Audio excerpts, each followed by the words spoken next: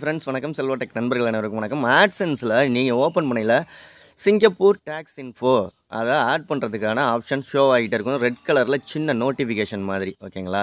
இதை பற்றி நம்ம ஏற்கனவே வீடியோ போட்டிருக்கோம். நல்ல வீடியோ ஃபுல்லாக பாருங்கள். ஒருவேளை நீங்கள் அதுக்கு அப்ளை பண்ணணும் அப்படின்னா இதில் எப்படி அப்ளை பண்ணுறது அப்படின்னு சொல்கிறேன். எப்படி நம்ம டேக்ஸ் இன்ஃபோ சப்மிட் பண்ணுறது அப்படிங்கிறத சொல்கிறேன்.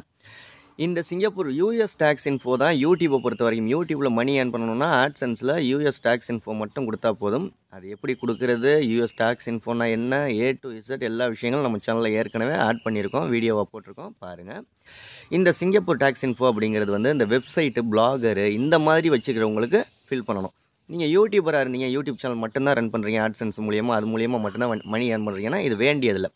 ஒரு வேளை நீங்கள் இதை அதாவது சிங்கப்பூர் டேக்ஸ் இன்ஃபோவை ஆட் பண்ணணும் அப்படின்னா எப்படின்னு நான் சொல்கிறேன்.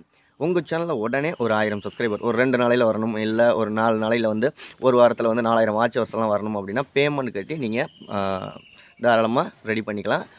உங்களுக்கு அதற்கான டீட்டெயில்ஸு நான் டிஸ்கிரிப்ஷனில் காண்டாக்ட் வாட்ஸ்அப் நம்பர் கொடுக்குறேன். கால் பண்ணாதீங்க, மெசேஜ் மட்டும் பண்ணுங்கள், வாய்ஸ் மெசேஜ் மட்டும் டீட்டெயில்ஸ் சொல்கிறேன்.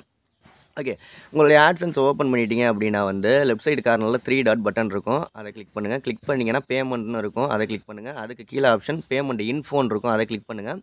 அதுக்கு கீழே பார்த்தீங்கன்னா மேனேஜ் செட்டிங்ஸ் அப்படின்னு இருக்கும் ப்ளூ கலரில் ரைட் சைடு கார்னரில், அதை கிளிக் பண்ணுங்கள். அதை கிளிக் பண்ணிட்டீங்க அப்படின்னா அடுத்த பேஜ் ஓப்பன் ஆகும்.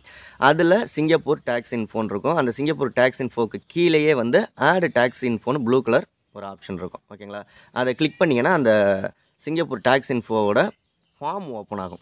இப்படில இதெல்லாம் வேண்டியதில்லை. எனக்கு இந்த முன்னாடி ஆட்சென்ஸை ஓப்பன் பண்ணவுமே மேலேயே எனக்கு ஷோ ஆகுது அப்படின்னா அதுலேயே ஆட் டேக்ஸ் இன்ஃபோன் இருக்கும். ஆக மொத்தத்தில் அந்த சிங்கப்பூர் டேக்ஸ் இன்ஃபோ ஓப்பன் பண்ணிக்கோங்க.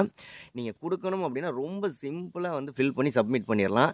அதாவது ஃபஸ்ட்டு ஆப்ஷன் அக்கௌண்ட் டைப் கேட்கும், அதில் பிஸ்னஸ் அக்கௌண்ட்னு கொடுக்காதீங்க, இண்டிவிஜுவல்னு கொடுத்துக்கோங்க. அதில் ஃபஸ்ட்டு ஆப்ஷனில் இண்டிவிஜுவல், ரெண்டாவது ஆப்ஷனில் நோன்னு டிக் மார்க்கு கொடுத்துருங்க. மூணாவது ஆப்ஷன் கேட்கும், அதையும் நோன்னு டிக் மார்க்கு கொடுத்துருங்க. நாலாவது ஆப்ஷன் கேட்கும், அந்த நாலாவது ஆப்ஷன் வந்து ஆப்ஷனல், தேவைப்பட்டால் ஃபில் பண்ணலாம், தேவையில்லாட்டி விட்டுறலாம், அதை அப்படியே விட்டுருங்க நாலாவது ஆப்ஷன். அஞ்சாவது ஆப்ஷனில் வந்து நோன்னு டிக் மார்க்கு கொடுங்க.